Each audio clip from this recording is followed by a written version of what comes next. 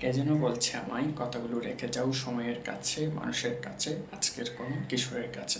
10টি গল্প নিয়ে এমনই এক বই, যার নাম 9 মাসের 10 গল্প, এবং এরই সূত্রকথায় এই চমৎকার কথাটি লেখা। বইটি লিখেছেন কামরুজ্জামান ভূঁইয়া। আমরা যারা মুক্তিযুদ্ধ দেখিনি তাদের কাছে মুক্তিযুদ্ধ মানে মুখস্থ কিছু কথা। 26শে মার্চ, 16ই ডিসেম্বর 1971।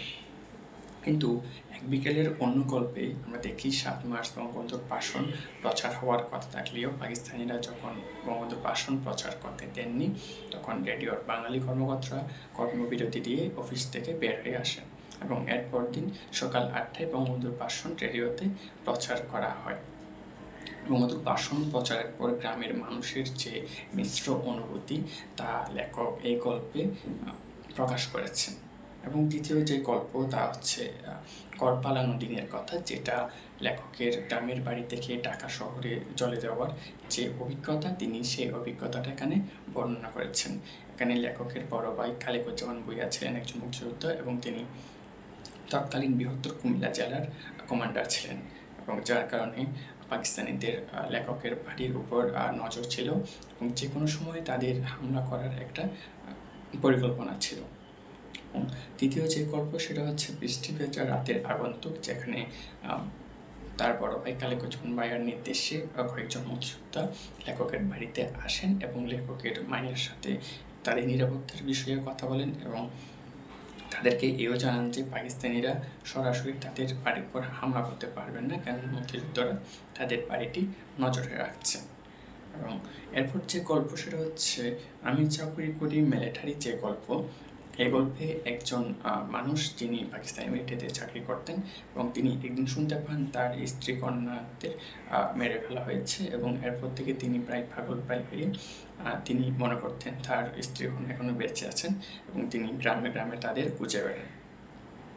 এরপর রাজার খবর এসেছে তৈলাম তৈলাম যে গল্প, সেই গল্পে আসলে তৎকালীন গ্রামীণ কিছু খেলাধুলার কথা বলা হয়েছে, যেখানে শিশুরা গ্রামের বিভিন্ন খেলাধুলা নিয়ে মেতে থাকতো এবং তাদের যে সময় কাটানোর যেটা, সেগুলো আসলে বলা হয়েছে। এরপর দুঃসহকালের রূপালী রাত যে গল্প, সেখানে লেখকরা তাদের বাড়িতে পাকিস্তানিরা হামলা করার পরিকল্পনার কথা জেনে তারা বাড়ি ছেড়ে যে অন্য জায়গায় নিরাপদে আশ্রয় নেন, সেই গল্পটা আসলে বলা হয়েছে। এবং সে সাথে একই অধিকন্তু তাদের বাড়ির বেশ কয়েকটি পরিবার কিন্তু বাড়ি ছেড়ে রাত্রে অন্যত্র থাকত।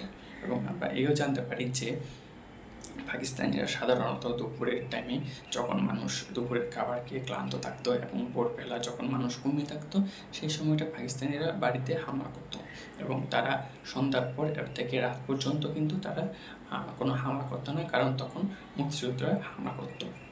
তো এ থেকে আমরা এও বুঝতে পারি যে পাকিস্তানিরা যে মুক্তিযোদ্ধাদের ভয় পেত, সেটা এখান থেকে দেখতে পারি। এরপর মানবতা ও মানুষের এক অসহ্যকাল যে গল্প, সেখানে আমরা দেখি ঢাকা থেকে যখন মানুষ গ্রামের বাড়িতে আসে, তখন তাদের জন্য যে সকলের গ্রামবাসীর যে প্রস্তুতি, তাদেরকে যে আপ্যায়ন এবং তাদের শরণার্থী শিবিরে লেখকের যে স্বেচ্ছাসেবক হিসেবে কাজ, সেগুলো আমরা এখানে দেখতে পারি। এবং আমরা 4 নং শেখ সাহেব বাজার যে গল্পটা, সেই গল্পে লেখক ঢাকায় গিয়ে যে স্থানটায় আশ্রয় নেন, সেখানে আসলে সেই স্থানের কিছু অভিজ্ঞতা লেখক এই গল্পে শেয়ার করেছেন, যার নাম 4 নং শেখ সাহেব বাজার। বাংলা বেড়া ও বিস্কুট সমাচার যে গল্প, সেটা আসলে লেখক ঢাকা থেকে যখন গ্রামের বাড়ি চলে আসছেন, কারণ ঢাকায় একটা মুক্তিযোদ্ধারা যে গেরিলা আক্রমণ করে, এর আগে আসলে তারা ঢাকা ছেড়ে চলে আসে, এবং চলে আসার পথের যে অভিজ্ঞতা, সেই অভিজ্ঞতাটা লেখক বাংলা বেড়া ও বিস্কুট সমাচার গল্পে প্রকাশ করেছে।